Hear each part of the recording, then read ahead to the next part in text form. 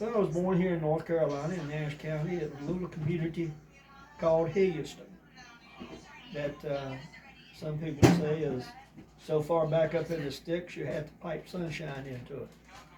But it's about 10 miles north of Red Oak, and we lived there for about 2 years, and we moved closer to Red Oak on another man's farm, Theodore Faulkner Farm, and my granddaddy ran a country grocery store in Houston for a while, and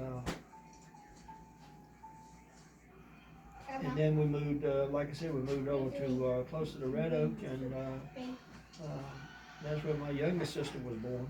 And my two brothers and older sister were born in Houston along with myself, and we lived in the same house over on Theodore's farm till I left to go into service in 1964. And my older sister and my two brothers had already gone in the service. So I joined because I joined the Air Force because I didn't want to go to Vietnam. And my dad went hunting one day, and the recruiter had called me and asked me to come down and talk to him. And he had recruited my sister and my oldest brother. And so I didn't go deer hunting with my dad that day. And when my mom and I got back from, we got back, and then Daddy got back from hunting, from deer hunting. And I went in and I told him, I said, Dad, I have something to tell you. I said, because he farmed tobacco at the time.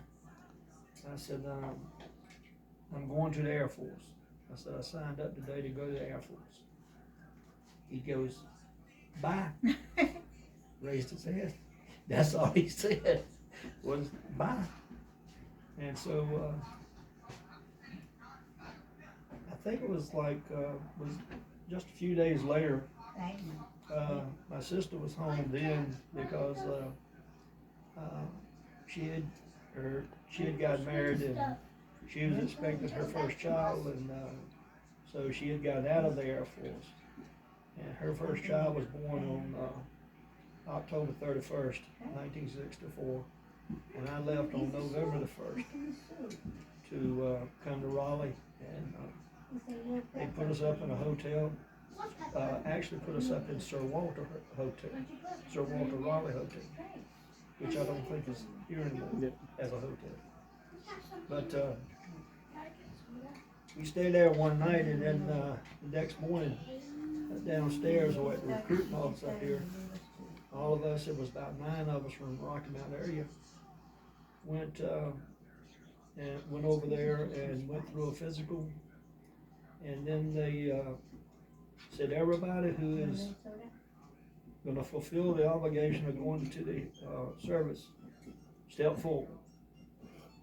And the ones who don't step forward, your information will be turned over to the Army for to be drafted. So everybody stepped forward. And we took oath of office. Then they put us on the bus and went out to the airport here at Raleigh-Durham and put us on a plane to go to San Antonio. And we flew into Dallas Love Field, and they put us on a bus and drove down to Lackland Air Force Base, where I spent 6 weeks through basic training. Different basic training, survival training, find a gun, at the time it was M1 that we fired. They didn't bring out the M16 till I was over in Japan. But we had to qualify with a rifle, and we had to do physical and marching and everything like that. And then they assigned certain people, when they got out of basic, were assigned to go directly to bases around the country, what they called OTC, on the job training. And some of us were assigned to other Air Force bases. I was assigned to Amarillo Air Force Base, which is not there anymore. They closed it. when they had a lot of bases closed.